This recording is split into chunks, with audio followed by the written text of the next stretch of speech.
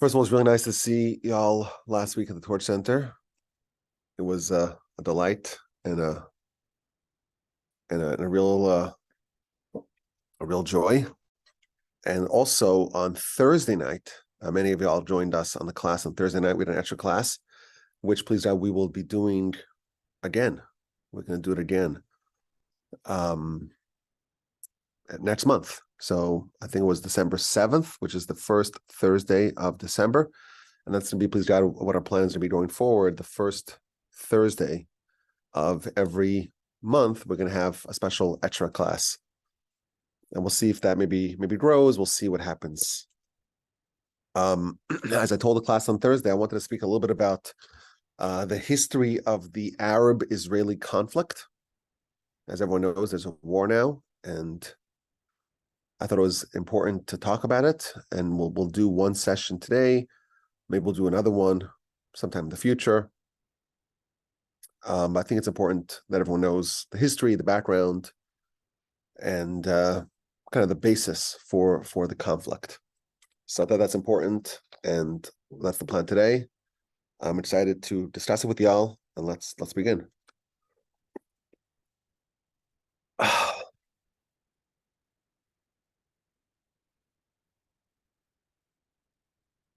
Our people were stricken with a terrible blow on October 7th, 2023.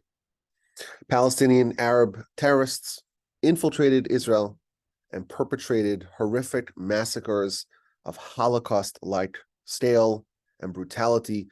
More than 1,000 innocent civilians were killed. Thousands more were injured. Hundreds were taken hostage. Our nation experienced indiscriminate slaughter of civilians of Nazi-like proportions. And unlike the Nazis, they worked assiduously to conceal their genocide. These monsters publicized it and broadcasted it for the world to see. And of course, the brutality is unimaginable. We've all seen the videos. We've all read the accounts. It's tragic. It's sad. It's enraging. Our nation really is suffering. And of course, Israel launched a war. The war with the express objective of completely uprooting and limiting Hamas. And of course, now we're in the middle of the war. And war is always difficult. For Israel, it's doubly difficult. They don't have the strategic depth. They're always fighting a war for their homeland. War upends the economy. Israel did a total mobilization of their military reservists. So Israel has a standing army, but the fighting force, the true fighting force, are the reservists. And that doesn't quite grind the economy to a halt, but it definitely hinders the vibrancy of the economy. Now, Israel, the economy is very much interwoven with a lot of various Arabs and Palestinians who are part of the Israeli workforce. And that also throws another wrench into the economy because you can't live with them, you can't live without them. It's really disrupting the Israeli economy as the war goes on. And it's very uncertain what's going to be. We don't know how things will progress. The Israeli invasion of Gaza is underway. And from a military perspective, it seems to be going relatively well. They managed to cut Gaza in half, to separate the north, which is the epicenter of Hamas, from the south. And there are major efforts to move the civilian population southward. But our soldiers are going into the hornet's nest. Gaza is laden with booby traps. It has a labyrinthine tunnel network, and the terrorists are embedded in the civilian population. And they're using the civilian population as human shields. The centers of command and control are deliberately placed in civilian centers and schools and hospitals, in mosques, and that's only in Gaza. There are, of course, fears of escalation. What's going to be with Hezbollah in southern Lebanon? What about the Houthis in Yemen? The various proxies of Iran in Syria and elsewhere, what's going to be with them? The Americans brought 2 carrier fleets to the Eastern Mediterranean. That's not for Hamas. This war can yet escalate. And as is true with all matters of Israel, the international community can really unite. The United Nations can unite for one thing, and that is to oppose Israel. And it's all backwards all over the world. Hamas sympathizers take the streets to condemn Israel and to blame Israel for these terrible attacks. And now that Israel's fighting back and trying to eliminate Hamas, these same terrorist sympathizers are condemning Israel once again. So it's even worse than a double standard. Hamas is given a pass for deliberately targeting civilians, and Israel, who does more than any army in world history to avoid civilian casualties, even going so far as to endanger their own soldiers, which, of course, I think is a terrible mistake, but they are condemned. And as the war is progressing, the international pressure is mounting for a pause, for a humanitarian pause, for a ceasefire. And Israel, of course, is no stranger to this in every war. Once Israel gets momentum and it seems like they're about to actualize their objectives, suddenly the United Nations convenes, Security Council, international community, let's stop Israel. But the attack and the subsequent war, it caused a fundamental change in focus of both Israel and of the world when it comes to the Middle East. Over the past few years, Israel sought to bypass the local Arab issue, and instead work around them, try to forge relations with various other Arab and Muslim countries. So a couple of years ago, we had the Abraham Accords. Israel normalized relations with a variety of Islamic countries, Bahrain, Morocco, the UAE, Sudan. And before this terrible attack was perpetrated, they were flirting with various other, primarily Persian Gulf states, primarily Saudi Arabia, to broaden these accords. And the theory was, let's deal with the Arab world, and we'll deal with the Palestinians later. They looked outside of Israel, and they allowed a de facto terror state of Hamas in Gaza to endure and to grow. Hamas, which has in its charter, and never denies this, they desire the complete and utter destruction of Israel by any means possible. No one contests this. This is universally agreed upon, and they say it openly. And they were allowed to continue to exist, to endure, and to have a de facto country with millions of citizens in Gaza. And there was a fatal, misguided conception in Israel that Hamas would mellow. After all, now they're sovereigns. They have to deal with sanitation and with garbage collection and sewage and healthcare and water and police. Maybe they will forget about their stated goal of eliminating Israel by any means necessary. Israel tolerated Hamas. And even when they engaged with Hamas, as it did 4 times since Hamas took over Gaza and has had unilateral control of the entire Gaza Strip in 2007, there were 4 wars. But these were not wars of elimination. These were not wars where Israel sought out to eradicate and to completely dismantle Hamas.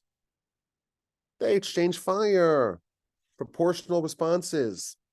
They shoot rockets. They try to infiltrate. They try to kidnap. Well, we'll bomb them. We'll bomb selected Hamas targets. We'll destroy some infrastructure. We'll destroy some terror tunnels.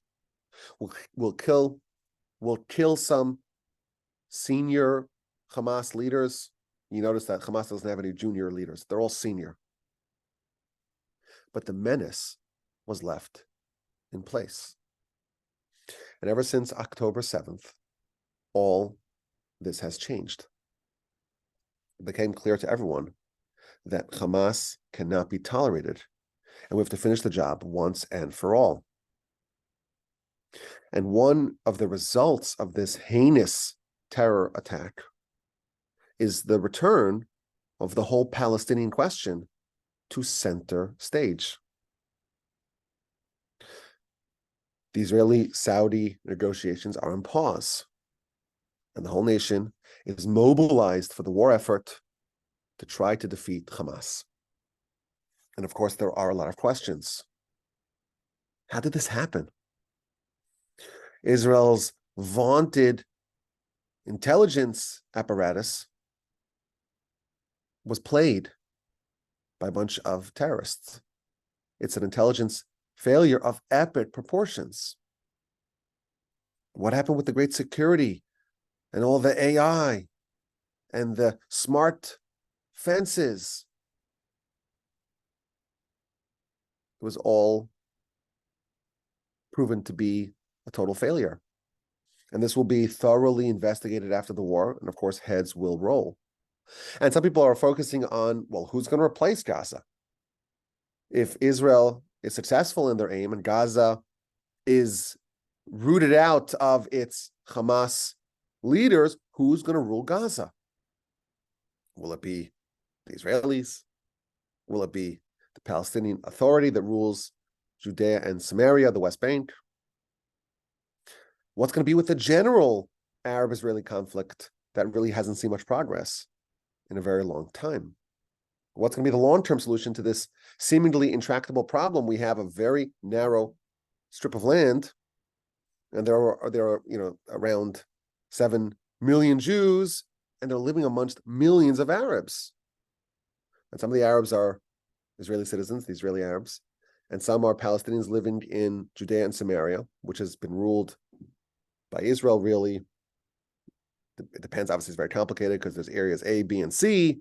Israel has security oversight, but they work together with the Palestinian Authority, but really they don't. It's a complicated question. But then you have the Palestinians in Gaza, which has been completely ruled by Hamas since 2007. And they want a state of their own, or maybe they claim to do they actually want? It's tricky, it's nuanced, it's a very difficult problem. And there are many indications that they don't want a state alongside Israel. They want a state instead of Israel, which is what they say, from the river to the sea, which of course the Jews cannot tolerate. The old saying goes, the Arabs want to kill the Jews, and the Jews don't want to be killed, and neither side is willing to compromise. That's the problem. And this whole question is squarely back on the international agenda. It's in the media, it's in social media. Everyone is talking about this. And as is true with respect to all matters of the Arab-Israeli conflict, there is ignorance abound. And the ignorance is not only amongst the general population, not only amongst the non-Jews, even within our communities, even amongst so-called leaders of our communities, there is ignorance. A friend of mine told me that he went to shul on Yom Kippur, and the rabbi's whole speech is bashing Israel, castigating, rebuking Israel. They're occupiers, it's an apartheid state, genocide, they're colonizers. And when she finished her speech, the congregation gave her a standing ovation. How shameful. You have the congregation for a few days a year, and the thing you find appropriate to do is to malign the one Jewish state. And that's the message you want to share with your congregants? Unfortunately, American Jewry has identified less and less with their Jewish brethren in Israel over the recent decades. Now, obviously, this is an overgeneralization, but this is a worrying trend. And I'll say, this is not only a problem in other communities, in our very own community. A friend of mine who lives in our neighborhood, he tells me that his daughter's all confused. She doesn't know what to believe. She doesn't know the backstory. Is Israel really an apartheid state? Is it a colonial state? Are they massacring? Are they massacring Palestinian children? as she sees on TikTok, did Israel steal Arab land? Face it, our children are exposed to the big, bad world, and we know how biased that world is against Israel, but it's very persuasive. Social media is designed to move hearts and minds. And it's no shock that many Jews are either siding with our enemies or at least are sympathetic to our enemies or are in favor of a more balanced approach. And this is bringing me out of the Jewish History Podcast retirement. I wish it was under better circumstances. But today I want to address some of the history of the Arab-Israeli conflict. It's the Arab-Israeli conflict, but it's really the Jewish-Muslim conflict over the land and really elsewhere as well over the past centuries. I want to talk about the history, the background, the backstory, some of the various solutions that were proposed for this seemingly intractable problem, why they were flawed, why they failed, and maybe we can conceive of a way to go forward, a roadmap, if you will, a path to peace, if you will, a path to stability, if you will, going forward. The Jews have had a very long history of dwelling in the land that we today call the land of Israel. You could call it Palestine. You could call it the land of Canaan. You could call it the Holy Land, the Promised Land, whatever you want to call it. Our Jews have had whatever you want to call it, the Jews have had a very long history there. Thousands of years ago, Abraham was commanded by God to leave his homeland and to travel to the land of Canaan. In the land, Abraham is promised by God multiple times that he will inherit the land. Abraham has two sons, Isaac and Ishmael. Ishmael will become the father of a great nation, the Ishmaelites, and that's going to be very germane to our story. But the Bible makes it very clear that Abraham's true heir is Isaac. Abraham is promised the land. Isaac is promised the land as well by God. His son, Jacob, is likewise promised the land by God. And the nation, of course, descends to Egypt, and they have the Exodus, and it's 40 years in the wilderness, and the entire effort of the bulk of the Torah is a nation trying to get back to the land. And they conquer much of the land on the east side of the Jordan River, what's today the Kingdom of Jordan, under the leadership of Moshe. They conquer those lands, they settle those lands. Moshe dies before the nation enters the land, and Joshua succeeds him. The nation, under the leadership of Joshua, crosses over the Jordan and begin a 7-year conquest of the lands to the west of the Jordan. And they divide the land amongst the tribes. Thus begins the first Commonwealth. The nation settles the land and flourishes in it for more than 800 years. There are enemies that have not been fully vanquished in the initial conquest. Most notable is the notorious Philistines, who are a thorn in the side of the nation for generations. But for the most part, the nation is secure in the land. And all this is documented. And we know the names of the leaders, the various judges and kings. Today, you could still read the contemporaneously written books of Joshua, of Judges, of Samuel, of Kings. David, the king of the Jews, he acquires Temple Mount, the same site that Abraham offered Isaac as a sacrifice, the same site where Jacob had his dream with the ladder ascending to heaven, with the angels going up and the angels going down the ladder. David acquires Jerusalem and establishes his capital in that holy city. And again, this is circa 1,000 years BCE. This is a very, very long time ago. This is 3,000 years ago. Jerusalem was the capital of the Jews. Solomon, David's son and successor, builds the first temple on Temple Mount, and that temple endured for hundreds of years. Obviously, we're glossing over a lot of details. There was a schism. The people split into two nations, the nations of Judah and Israel. But the fact that Jewish civilization was established and flourished in the land of Canaan, the land of Israel, a very long time ago, that fact is incontrovertible. But they didn't remain in the land. There was exile, there was dispersion, there was destruction. The Assyrians came and destroyed the northern kingdom of Israel. The Babylonians came subsequently and destroyed the southern kingdom of Judah. The temple was destroyed, and much of the nation were exiled from the land. The majority of Jews left, were forced to leave, but a small faction remained in the land. Our tradition tells us that the Jews were kept in the land for a specific reason, because there were some industries that were native to the land that the Babylonians wanted to maintain and perpetuate, and they kept a group of Jews there. The majority of the Jews spend 70 years in Babylon, and then they come back. Not all, not even a majority, but a sizable amount return, and once again reestablish a flourishing civilization in the land. And they even have some degree of sovereignty, some degree of autonomy. And thus begins the second commonwealth. And they build the second temple. The nation is back in its homeland. Again, it doesn't last. They have run-ins with the Greeks. We know the Hanukkah story. And then the Romans arrive, and again, we're oversimplifying. But a repeat of what ended the first commonwealth happens to the second. The temple is destroyed.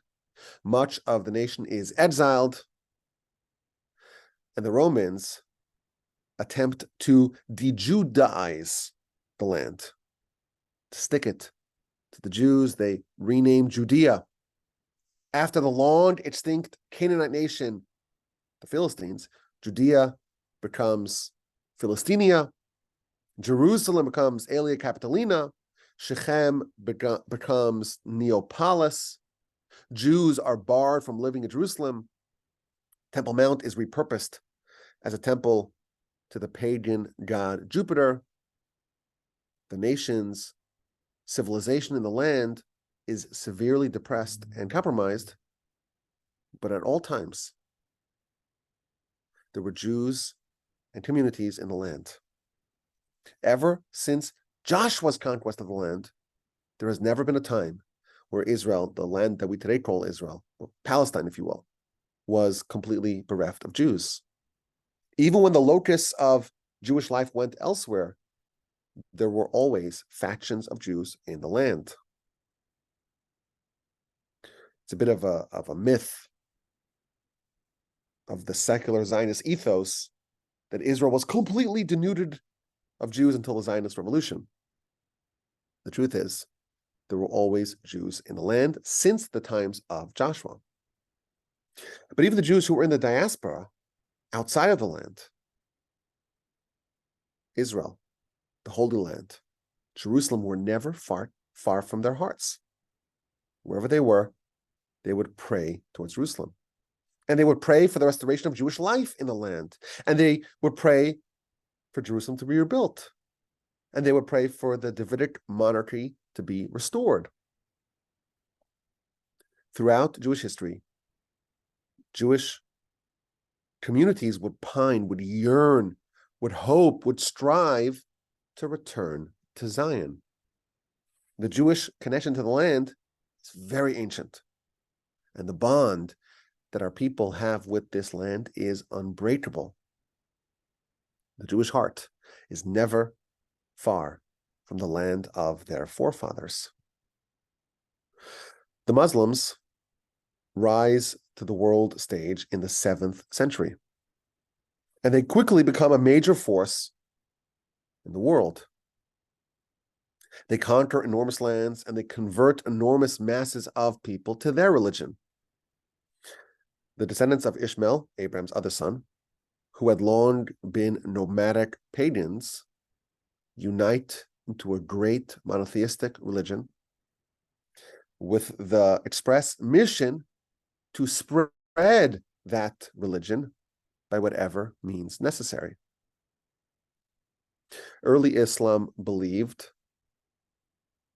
that there is a justification to use the sword to convert others to Islam. It's not clear if Islam today has repudiated said policy. I'm not an expert in Islamic law. But the Jews suffered severely at the hands of the early Muslims. When the Jews of Medina refused to convert to Islam, the Mohammedans acted towards them with what would become to be characteristic brutality.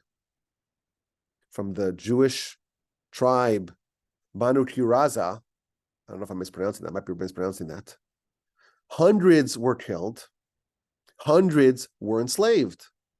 Two other Jewish tribes, Banu Nadir and Banu Kainuka, again, I'm not sure if I'm mispronouncing that, they were expelled. This is at the very onset of Islam. And this is how Jewish-Islamic relations began, with this violent note, with the barbaric Islamic slaughter of entire Jewish communities. Now, Islam was not content with remaining static in Arabia. They began to sweep through the world, conquering vast lands and forcing the captured to convert. And they conquered the land of Israel, the land of Canaan. In 638, it was then ruled by the Byzantines. And to their credit, the conditions of the Jewish residents in the land improved, going from the Roman/Byzantines to the Muslims. For example, Jews were allowed to live in Jerusalem for the first time in over 500 years. And in general, over the course of the majority of history, Islam was much more tolerant to Jews than Christians. And we're using these terms relatively, of course. But now Muslims settled the land. And they established holy places in the land. Although Muhammad himself never went to Israel, never went to Palestine, never went to the Holy Land, Jerusalem and Temple Mount quickly assumed great importance in Islamic life. The Temple Mount becomes the Haram al-Sharif, the noble sanctuary. And the Muslims build the Al-Aqsa Mosque on the southern part of Temple Mount. In the center, where the actual temple stood, they erect the Dome of the Rock. That's a shrine covering the foundation stone, the very first bedrock stone that God created in this world. That stone is featured prominently in our history as well. In the Second Temple, again, this is 1,000 years before Islam, they did not have the Ark of the Covenant, and instead, in the Holy of Holies, the high priest on Yom Kippur did the service on said rock, on the rock that's now covered by the dome. 1,700 years after David established Jerusalem as the Jewish capital, Jerusalem, Al-Quds, becomes a very significant location in Islamic life as well. Now, again, this is more than 1,000 years ago. We may think of this as ancient history, but if we don't understand this ancient history, it's going to be very difficult for us to understand the conflict in modern times. The epicenter of the conflict is our holiest site, the site where the third temple is set to be located. And it's co-located with the Muslims' third holiest site after Mecca and Medina. And that's just the epicenter. The entire land, it's almost an extension of that same conflict. We believe it's ours by right. God created the world, gave it to us, and we lived here, and we conquered it thousands of years ago, and we bought it and conquered it again in recent times. By any standard, we argue it's ours. And the Muslims, of course, claim it as theirs. They conquered it in the 7th century, and Islam is not known for its tendency to forfeit land that they conquered. And again, I'm not an expert in Islamic law, but from what I gather, Islamic law or Islamic philosophy mandates that any land that was conquered by Muslims must forever remain under Islamic control. and thus it's sacrilege for the land of Israel, for any part of it, to be controlled by non-Muslims.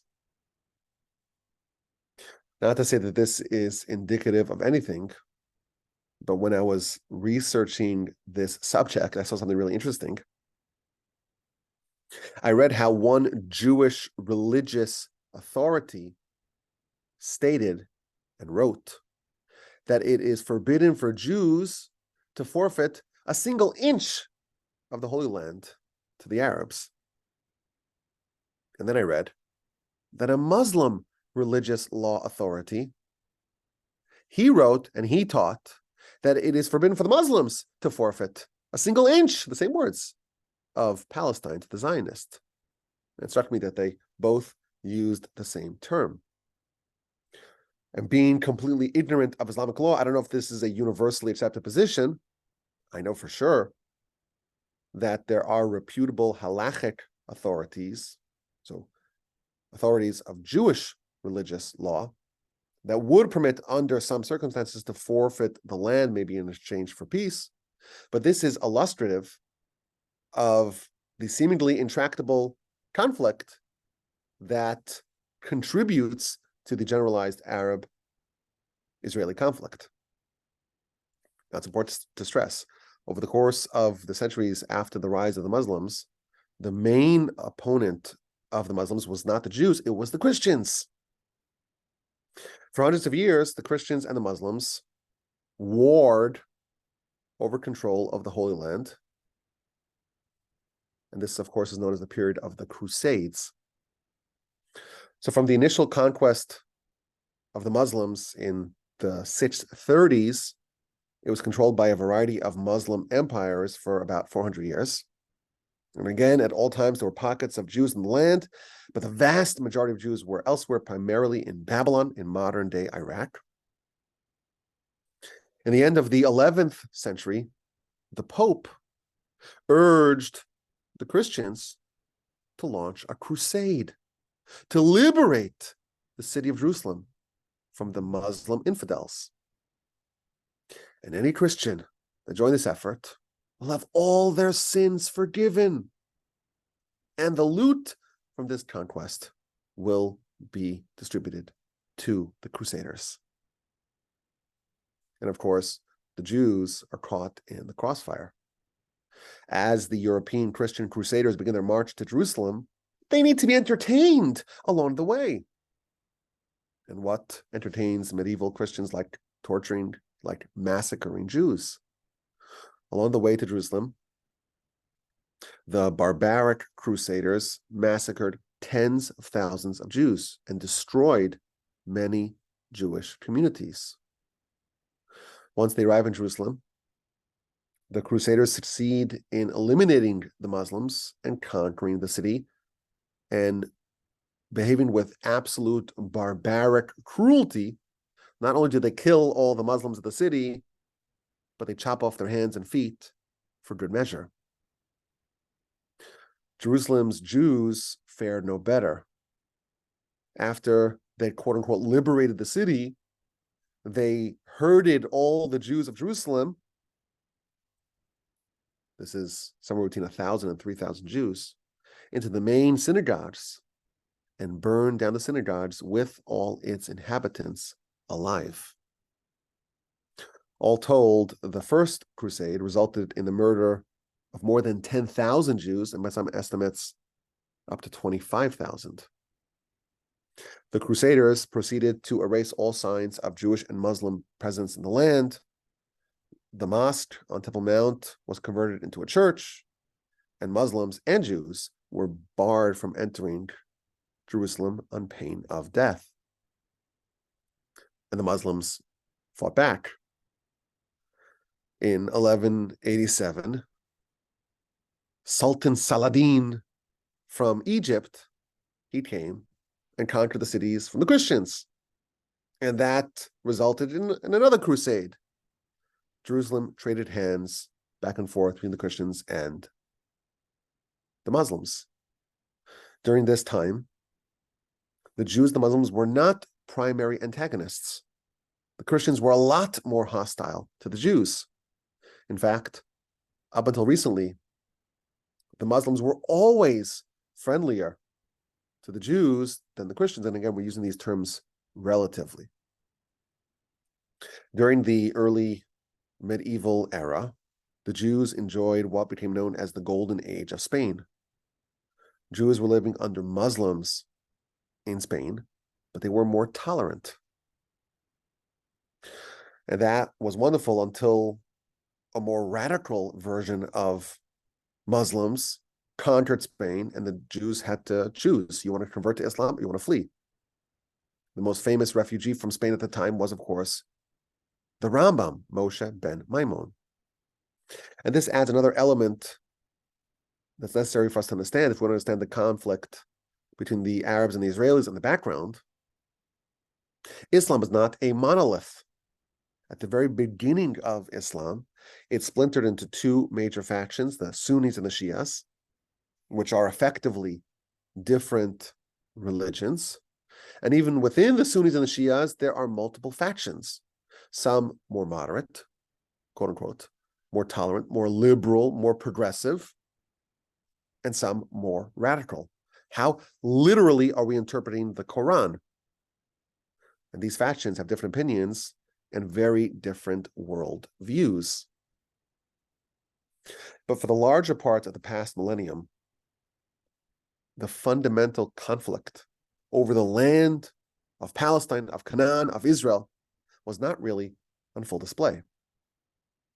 The overwhelming majority of Jews lived outside of the land, in Europe, in North Africa, other places in the Middle East. And besides, for the Crusader periods, the land was controlled by a variety of Muslim empires. The Ayyubids, the Mamluks, eventually the Ottoman Turks.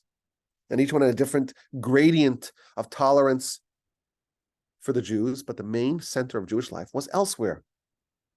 And this whole idea of Jews coming back to the land and establishing sovereignty, it was a dream. It was an active dream, but it was a messianic dream. But slowly, that small core of Jewish life in the land grew. After Jews were expelled from Spain and Portugal, many refugees made their way to the Holy Land. There was a large influx in the 16th century of Jewish immigrants to the land. The Jews lived under very trying circumstances. They existed in perpetual poverty and privation. The land was mostly non-arable, or at least it was considered as such. They had very weak economic prospects, and they were in very small numbers, but they were there. And the Muslims were more tolerant of them than the Christians were of the Jews in Europe. But the Jews in the land did suffer at the hands of their Muslim overlords. For example, in 1834, Jewish homes in Jerusalem were sacked. Jewish women were violated. That same year, Jews in Hebron were massacred. The Muslims even got a taste for blood libels. Blood libels, this myth that Jews slaughter Gentiles and use their blood for religious rituals like baking matzahs, it was mostly a Christian thing, but it did suit the Muslim palate once they got a taste for it. In 1840, the infamous blood libel of Damascus led to Jews being arrested and violently tortured, and shuls pillaged, and Torah scrolls destroyed. Anti-Semitism found a home in the Muslim world. And even as recently as the 1970s, the Saudi King Faisal, he would tell journalists and foreign leaders that Judaism requires the Jews to kill Gentiles and to consume their blood. These are some examples of the hatred that the Muslim majority in the Levant unleashed on the Jews who had lived there peacefully for centuries. But again, at this time, a very small amount of Jews were in the land. The big number of Jewish emigres did not begin until the 19th century. There were many individuals who attempted to come, many communities who attempted to emigrate, but only in the 19th century, and even towards the end of the 19th century, did it become a mass movement.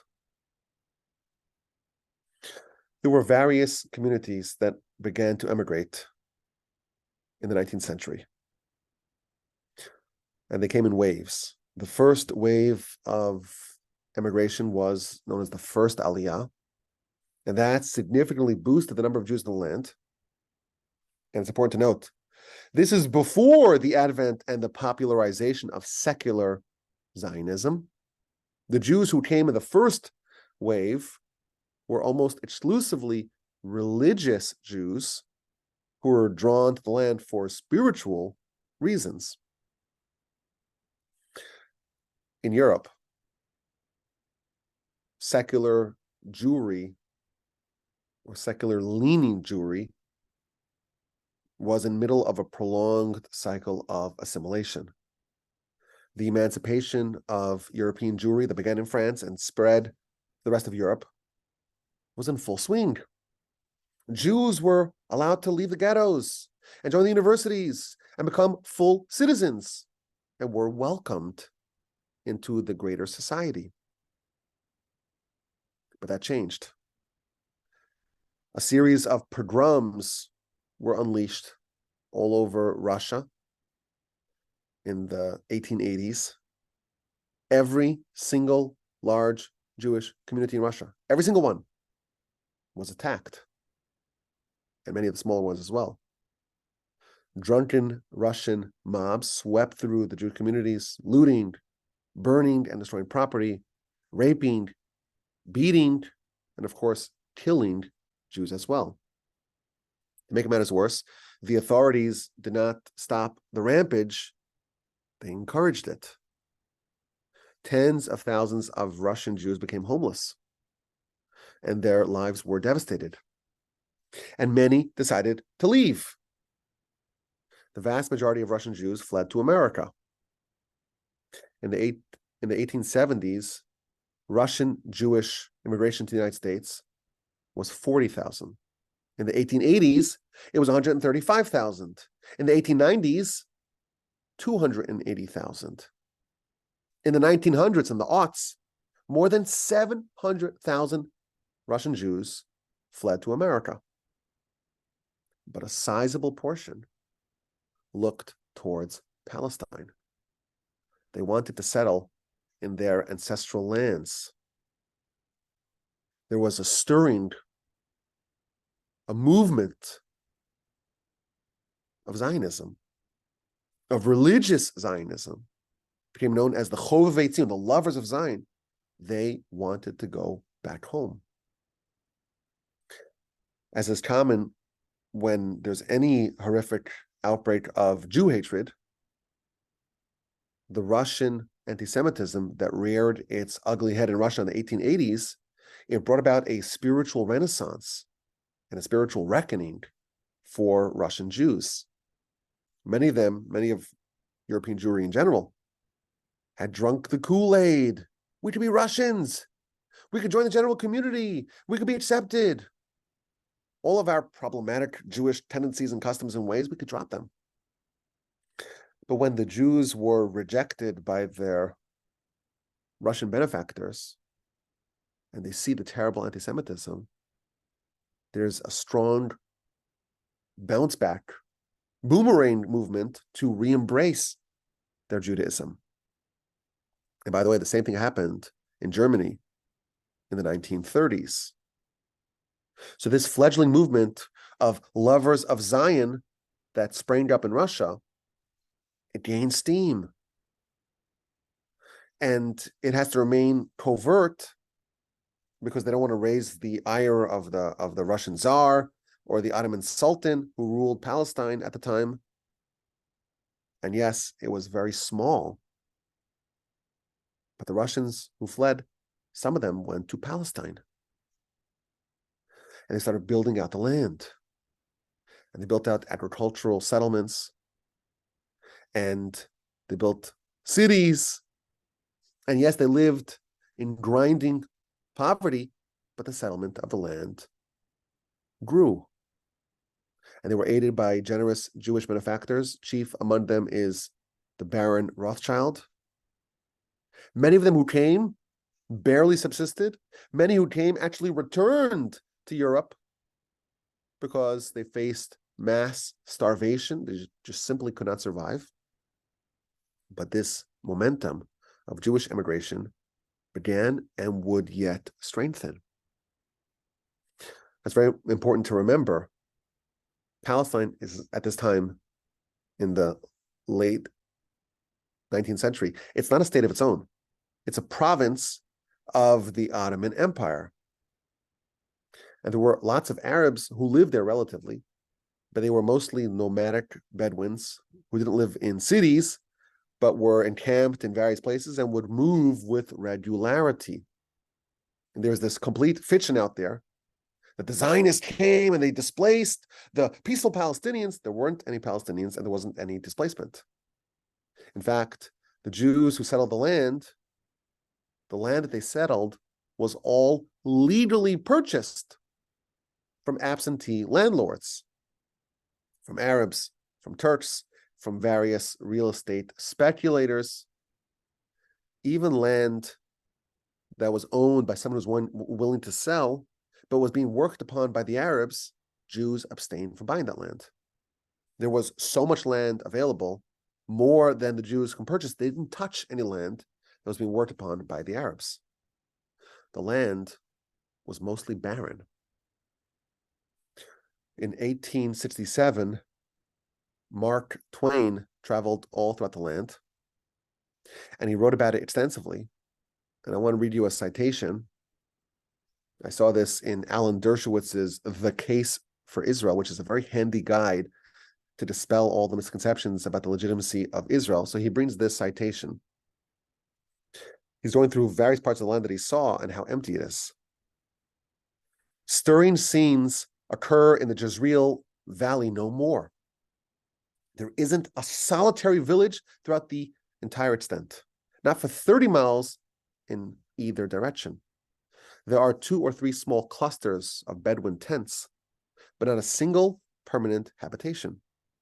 One may ride 10 miles hereabouts and not see 10 human beings. Come to the Galilee for that, these unpeopled deserts, these rusty mounds of barrenness that never, never, never do shake the glare from their harsh outlines and fade and faint into vague perspective. That melancholy ruin of Capernaum, this stupid village of Tiberias. We reached Tabor safely. We never saw a human being on the whole route. Nazareth is forlorn. Jericho, the accursed, lies in a smoldering ruin today, even as Joshua's miracle left it more than 3,000 years ago. Bethlehem and Bethany and their poverty and their humiliation have nothing about them now to remind one that they once knew the high honor of JC's presence. Okay? It goes through place by place. It's desert, it's empty, it's barren. It's completely devoid and bereft of humanity. The land was barren. That's a fact. It was devoid of population. It was devoid of infrastructure. There was no way to really perpetuate a strong, sizable population. The healthcare was abysmal. The infant mortality was high. The life expectancies were short. Water was scarce. There was malaria everywhere. Sanitation was dreadful. This idea that the Zionists upended a stable, thriving Palestinian state, it's just a lie. There never was a Palestinian state. There were a lot of Arabs there, but they were mostly transient Bedouin populations. And their circumstances vastly improved once the Jews began to arrive in numbers. That's important to note. There's a big difference between the state of assimilation of Jews who went to Palestine versus those who went to America. In America, the Russian Jews very quickly assimilated into the melting pot of America. There was no assimilation in Palestine. The Arab attitudes towards the Jews were very violent. And yes, some Arab leaders welcomed the idea of Jewish immigration because they would hire Arab labor to work the land. In 1882, for example, in Rishon LeZion, there were 40 Jewish families that moved there. But more than 400 Arab families moved there as well because there were jobs created by the Jewish immigrants. But the prevailing attitude was one of unrestrained hostility towards these newcomers. Organized gangs of armed Arabs harassed and attacked Jewish settlements. The conditions for this fledgling Zionist movement in Palestine were quite harsh. In the 1890s, a second Zionist movement arose.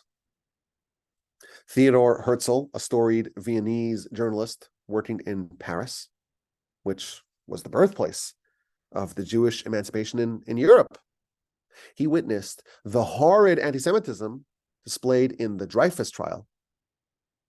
A French Jewish captain, Alfred Dreyfus, was baselessly convicted of treason, and that unleashed a wave of anti-Semitism in France.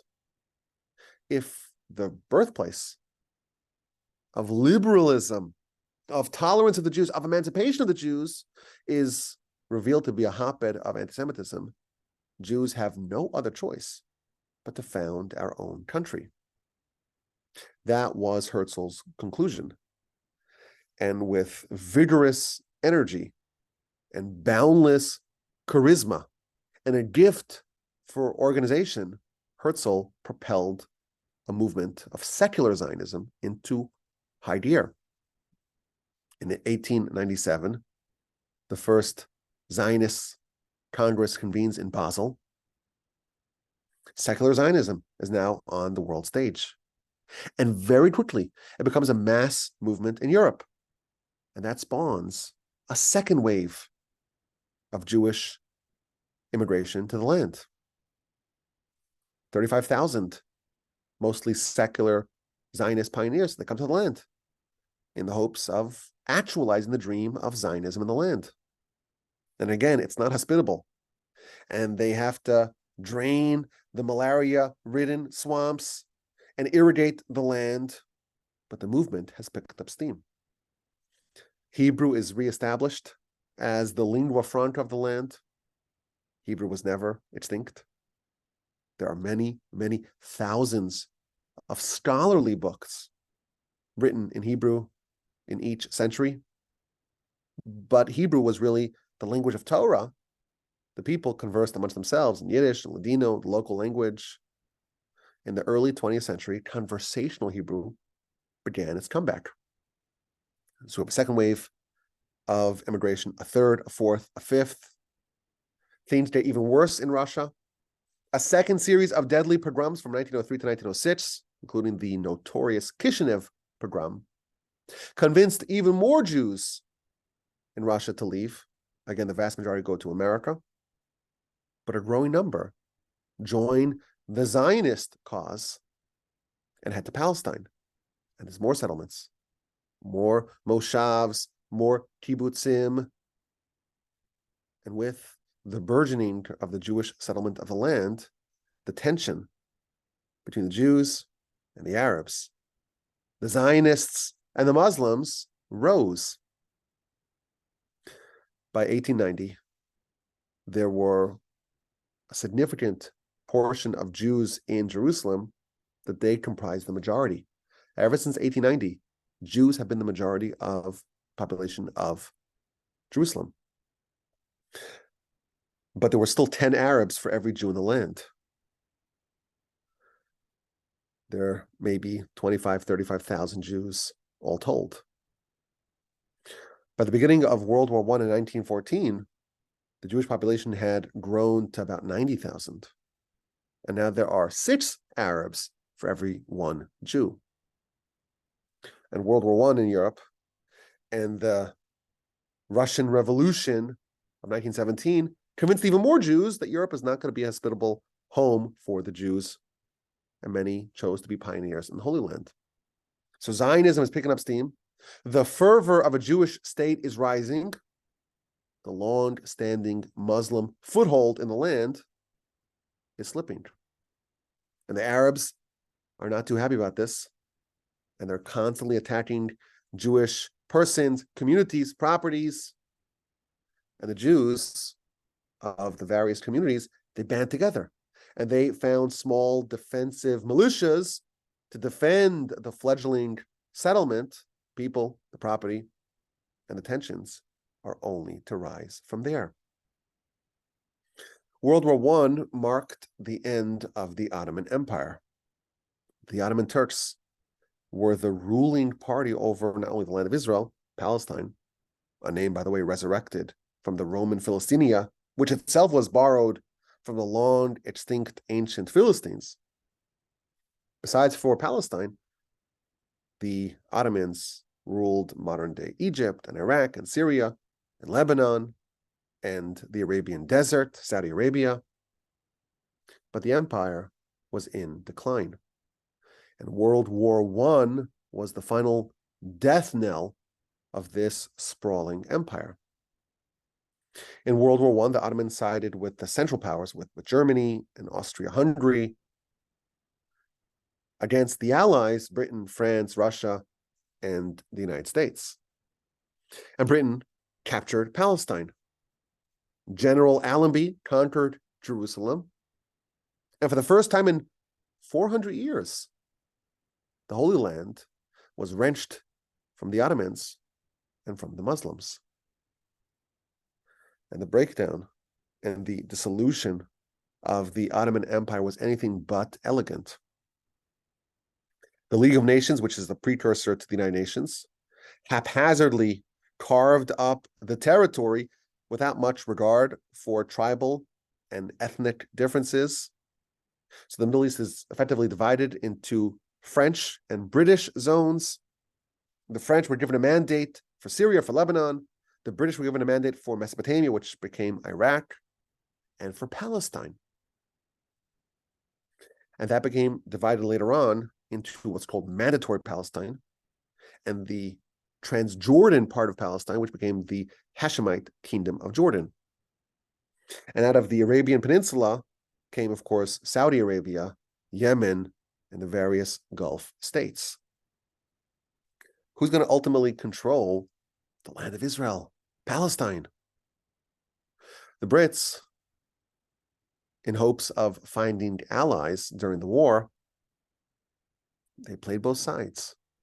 They promised the state to the Jews and to the Arabs. In the Balfour Declaration of 1917, the British government promised a Jewish national home. In the Hussein McMahon correspondence of 1915 and 16, they promised that the Hashemite family would rule over most of the land if they would agree to revolt against the Ottoman Empire. There was also a third effort to establish a united Arab state covering the majority of the Middle East. That, of course, was spawned by the British intelligence officer, T.E. Lawrence of Arabia. The Brits were primarily interested in Middle Eastern oil. As far as anyone knew, Palestine had none of it, but the Jews were very much interested in a state in Palestine. And of course, the Arabs, both local and elsewhere, were not too keen upon that. They wanted it for themselves. Yes, the Brits played both sides, but it cannot be underemphasized that they did formally accede to the formation of a Jewish home in Palestine. In November of 1917, British Foreign Secretary Lord Arthur Balfour, he sent the famous Balfour Declaration. He had befriended the Zionist leader Chaim Weizmann. He was a very famous Zionist leader, the first president of the State of Israel, and a chemist who had invented artificial acetone, which greatly aided the British war efforts. And this friendship made Lord Balfour more sympathetic to the Zionist cause. There's a famous anecdote that's told. After the international community proposed giving Uganda to the Zionist movement, which of course was rejected because the Zionist movement was going back to our land, not to some other land. Weizmann had a conversation with Lord Balfour where he was telling him that no, Israel is our home, Palestine is our home, Jerusalem is our home. And Weizmann told Lord Balfour, would you give up London for Paris? So he said, London's it's ours. This is our home. So Weizmann responded, we lived in Jerusalem when London was still a marsh. That was a famous conversation in 1906. In 1917, Lord Balfour issued a letter that officially accepted the notion of a Jewish home in Palestine. His Majesty's government views with favor the establishment in Palestine of a national home not state, okay, for the Jewish people, and will use their best endeavors to facilitate the achievement of this objective, it being clearly understood that nothing shall be done which may prejudice the civil and religious rights of existing non-Jewish communities in Palestine, or the rights and political status enjoyed by the Jews in any other country. This letter, short as it is viewed as an inflection point in the history of Zionism. For the first time in history, a major power, and not just any power, the very power that is said to be the overseers of the very land that we so deeply covet, they have officially declared in a document approved by the cabinet, they declare their intention of establishing a Jewish home in Palestine. And yes, a home is not a state, and there's no timeline or a plan to implement it. And yes, they promised it to the Arabs as well. But this is a tectonic shift in the prospects, or at least the assumed prospects, of actually establishing a Jewish state in our ancestral lands. And this actually caused Zionism to become even more popular. Now it was viewed as tangible, as real, as legitimate.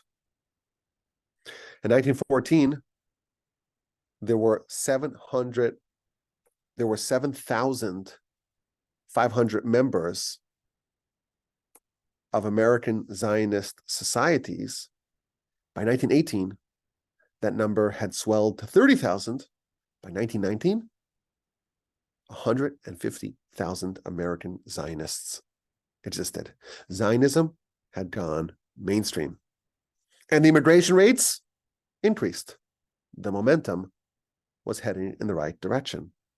And of course, the Balfour Declaration incensed the local Arabs, and really Arabs everywhere.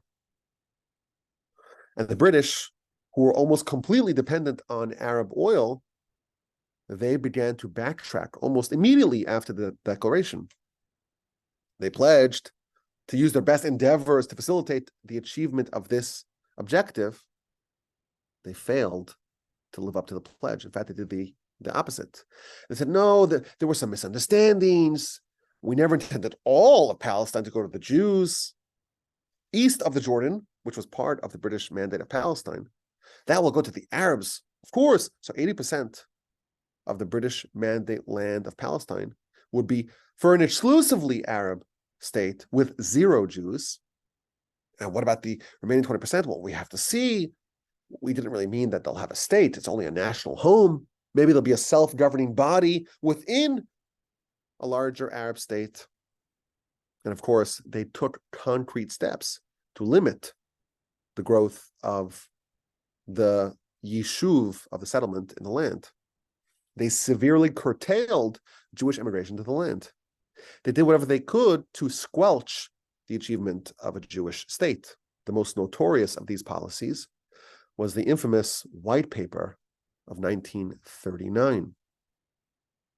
This official policy stipulated that Jewish immigration to Palestine would be limited to 15,000 a year, and that's only for 5 years.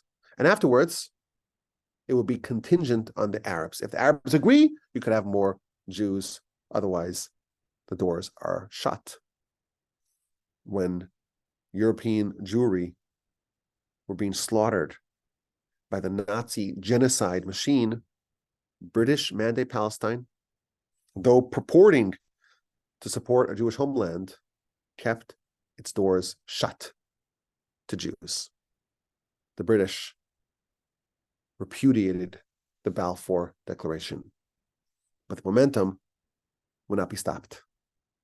The Jewish national movement of Zionism progressed and grew, and as it did, the conflicts between the Jews and the Arabs escalated.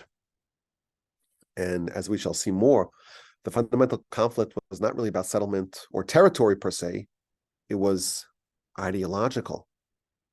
The Arabs could not, would not, will not accept the notion of a Jewish homeland in Palestine, not completely and not partially. And that fundamental principle will help explain what happened next.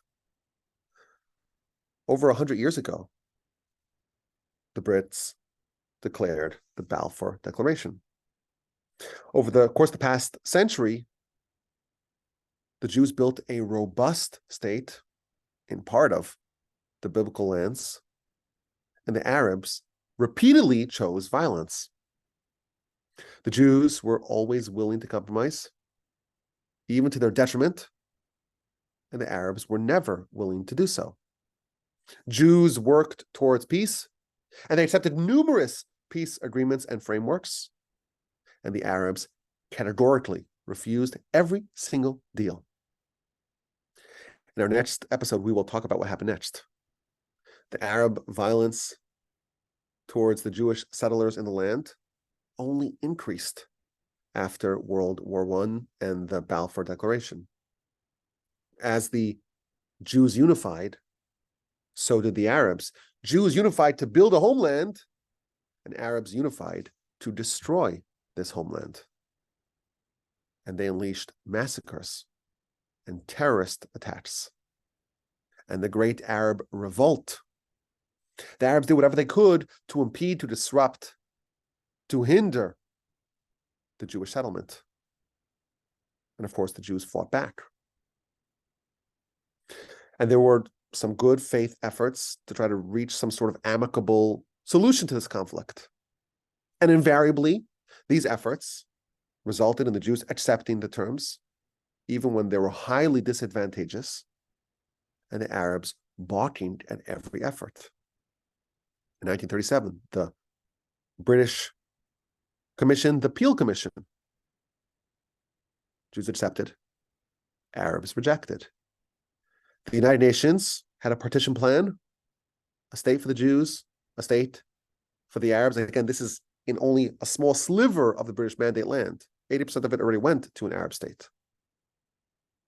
In the remaining 20%, they gave the majority of the land to the Arabs, and the Arabs rejected it.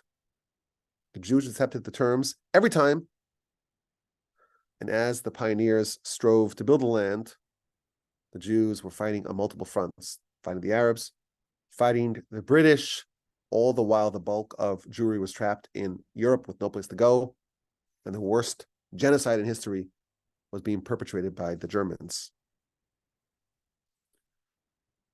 But the 19th century would see a marked shift in the history of the Jewish people.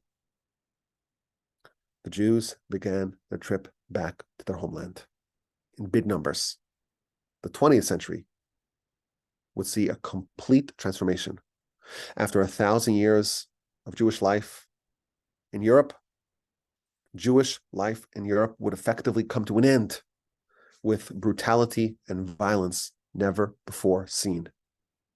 By mid-century, the nation would coalesce back in the land with the founding and the flourishing of the Jewish state.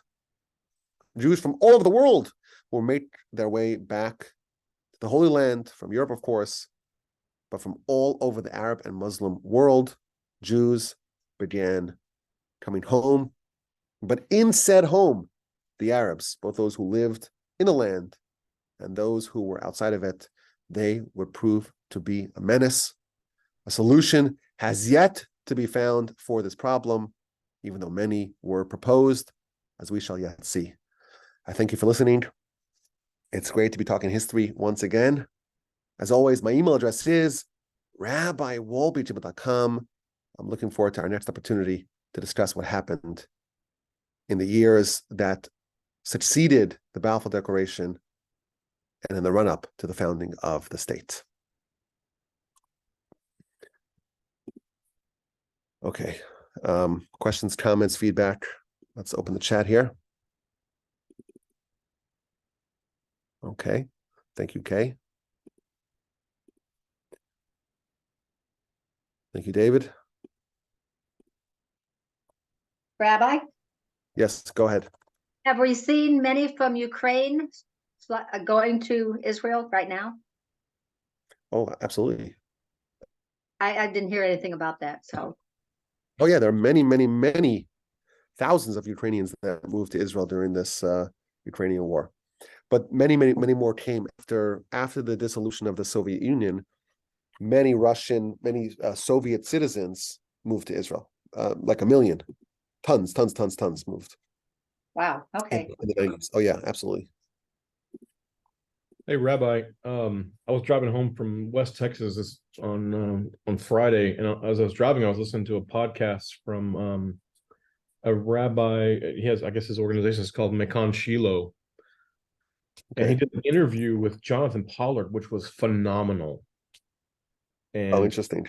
And his view of what Israel needs to do right now is like phenomenal. I mean, What does he say? He says to wipe out Israel's enemies completely.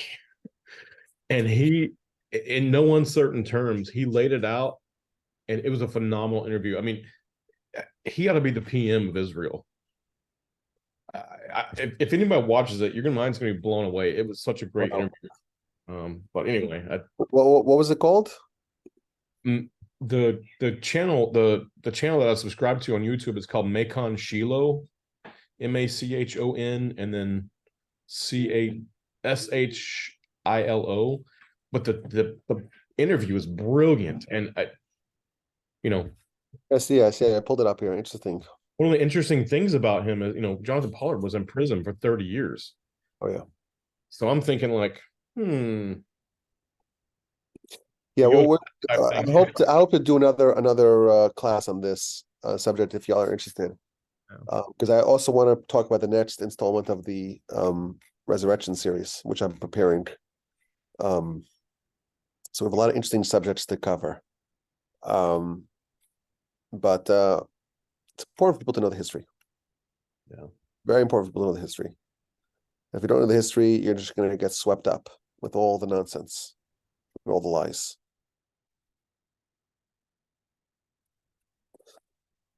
So, yeah.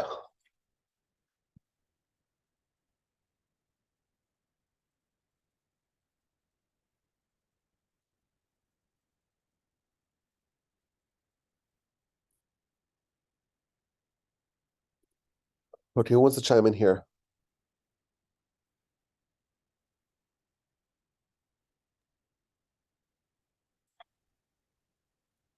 I wanted to say, I have an observation about the Jewish value for human life and regarding the hostages. I was thinking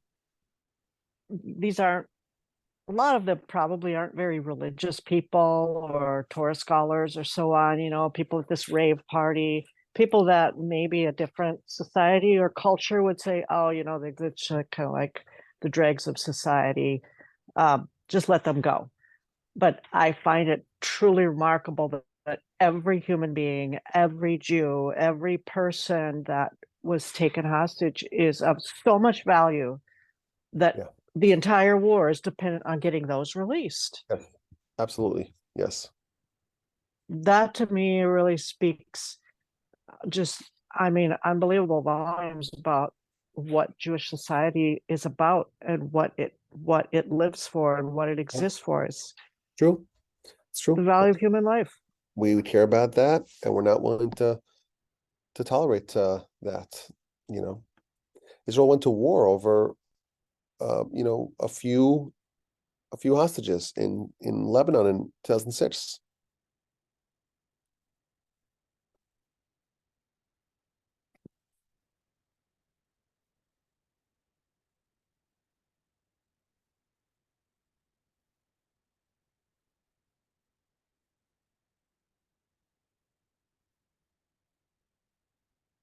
There you go. From Time Immemorial by Joanne Peters. Is that a book?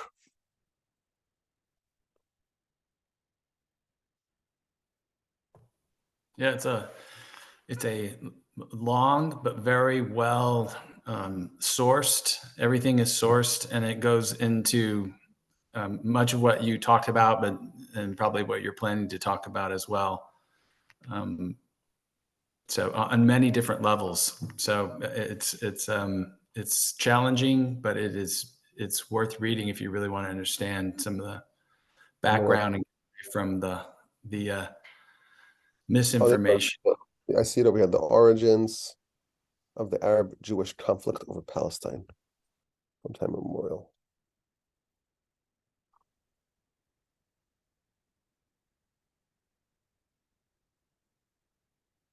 What is the name of the book by Alan Dershowitz that you mentioned?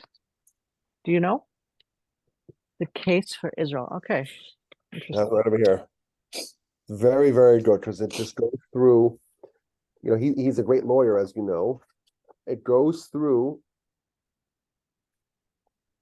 every claim that the anti-Semites have about Israel. One after the other, and presents the claims and presents the rebuttals and presents the proofs, like in a very clear, cogent manner.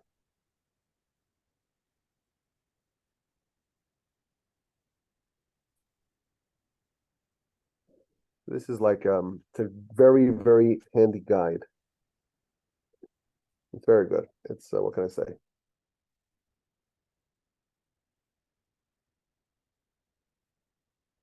Yeah, it hasn't been updated, I think, because it's still from 2003. It doesn't talk about, you know, Hamas and the disengagement from Gaza and all that.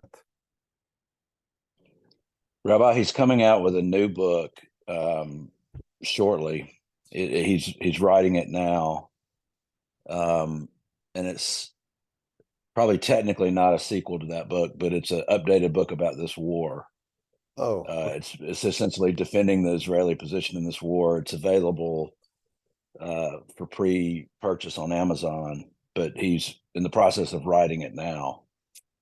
I expect it to be along the same lines, you know, laying out point counterpoint and doing it in a very persuasive way. yeah. I think it's called The War for Israel, I think, or something like that. Is it War Against the Jews Yes, that's it. and Hamas barbarism? How does he write a book Yes. so fast? Oh, and he's like 86 or something. I mean, it gives me hope. It gives me hope that I've got some time left. But no, he's an amazing mind.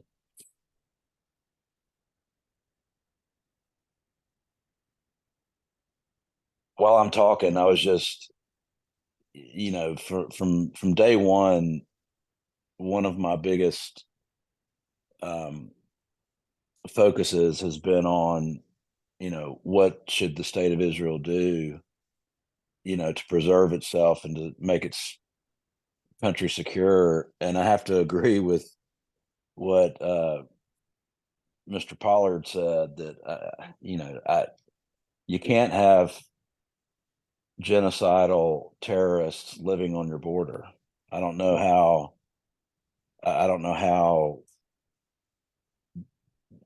there can be no, we can't go back to the status quo. No. But at the same time, I know that clearing out, you know, Hamas and Hezbollah and, you know, Houthis and everybody else, it'll probably lead to a hot war with Iran. But it just, the world won't sit by and let us do that. You know, they'll say it's ethnic cleansing or whatever, but the fact of the matter is, I don't want to paint too broad a brush and condemn all Muslims, but a substantial number of Muslims almost live to kill Jews. Yes. And they're all, and it's, you can't have that. You know, we can't Totally allow that to intolerable. happen. And Totally intolerable. It's not tolerable. and so it's like I just hope I pray, like literally I pray every day that our leaders will have the strength to stand up to the international pressure and do what needs to be done. And you know, I think if to do what needs to be done will require us to lose this, you know, world opinion, you know, support and whatnot, and that's not good and it's not ideal. But I don't know. I mean, trying to appease and take middle ground approaches has not helped us up to this point. So So be it. um, yeah, it's really, I mean, it's troubling, but I think we have to go it alone, you know, and worry about making peace with everybody after we clear out the neighborhood. Yeah. Um, To their credit, the Abraham Accord partners have not repudiated their recognition and relations normalization with Israel. So maybe there is something there that's still a firm basis. But I think you are correct. And from what I can tell, the Israeli leadership understands that they're willing to make a lot of sacrifices and make a lot of enemies to accomplish the objective of the war. So hopefully could do it fast, you know. If you look at the penetration to Gaza, it seems like they're really working very, very fast. So hopefully they're successful. What can I say?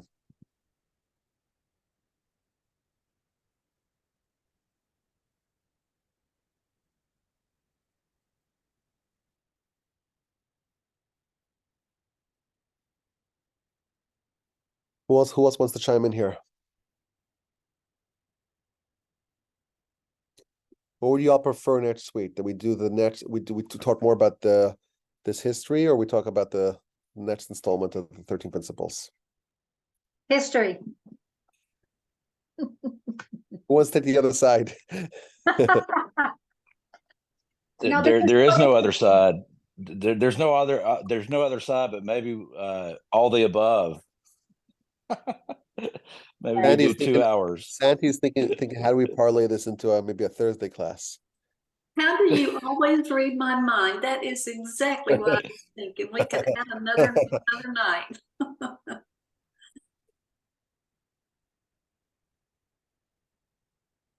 this was so interesting that I Thank want to you. hear the rest of it, you know? Okay, well, I hope to do it to do the rest of it. The rest of it, I think it's a few more installments to talk about what actually happened. What happened in the 20s, the 30s, the 40s? What happened? What happened? What are the facts? It's important to know, because if not, we're just flying blind.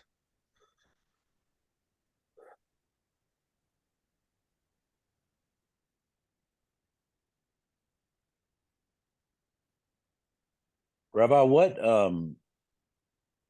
what Israeli news media do you follow the most or rely on the most? I've been listening to and reading Times of Israel, Jerusalem Post, you know, because they are in English. Right. And I don't want I'd like something that's more on the right of the political spectrum. I think both of those sources try to be in the middle, but you can tell there's a lot of hate for Netanyahu and the coalition that's in power, and it may or may not be well deserved. I'm not an expert on that, but It's a subject that we'll have to get adjudicated after the war. right. And that's I will say as a side note that I was just going to say, as a side note, the picture, when I see Netanyahu in pictures, he looks to me different. And he looks to me like he's in bad shape, mentally and physically. I mean, he doesn't look good. hard for us to me. know. You know, he idolizes Churchill. You know, and Churchill was someone who really came into his own in the most tense of times. Right. So That's true. It seems like the handling of the war, at least, is going well as it could go. But what happens next and what happens in the future going forward, a lot of people think that his political career is over. Who knows? You know, he was saying that the intelligence and defense and security establishment told him that Hamas is something you don't have to worry about. So again, this will all have to be adjudicated after the war, all of it. Yeah. I mean,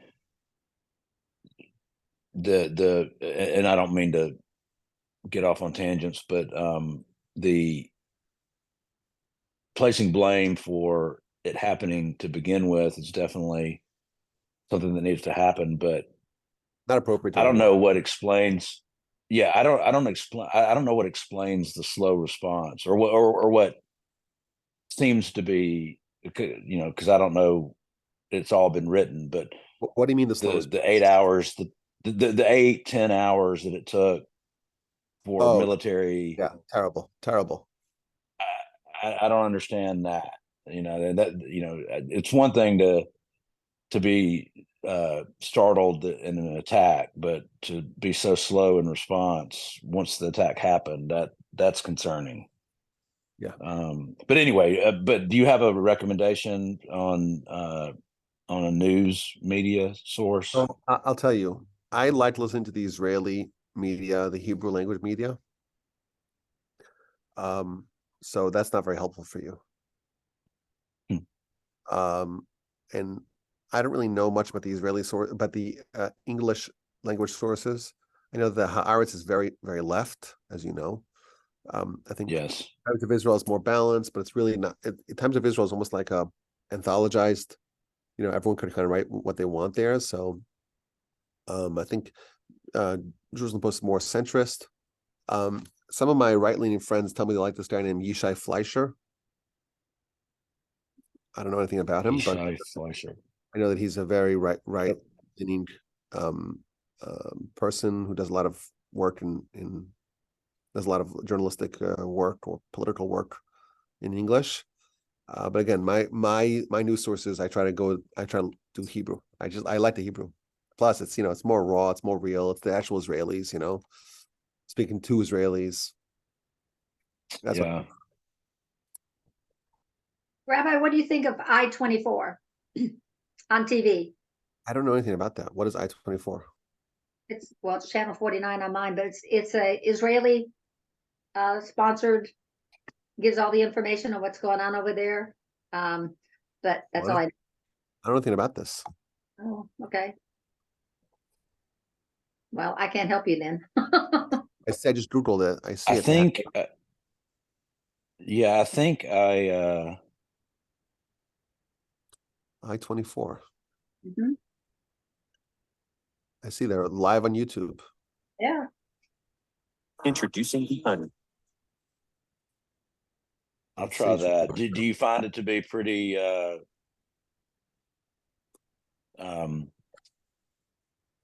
I don't know what the right word is, because I don't want it to be propaganda for the right, but just more. 300,000 people marched Put it on. Israel end its campaign to destroy Hamas. Far-right counter-protesters also turned out and clashed with police. There were dozens of arrests. The British Prime Minister, Rishi Sunak, has denounced the violence on both sides. Let's go to London. Our correspondent. Okay. I don't know. Is it good? I don't know anything about this. Really know nothing about it. I mean, that's where I normally get most of my information from there. And it was And good. You find it reliable? Yeah. Okay. So there you go. That's another source. So maybe, David, you watch that and let us know what you think about it. Again, I know will. nothing. I've never seen it before. I-24. Mhm. Interesting.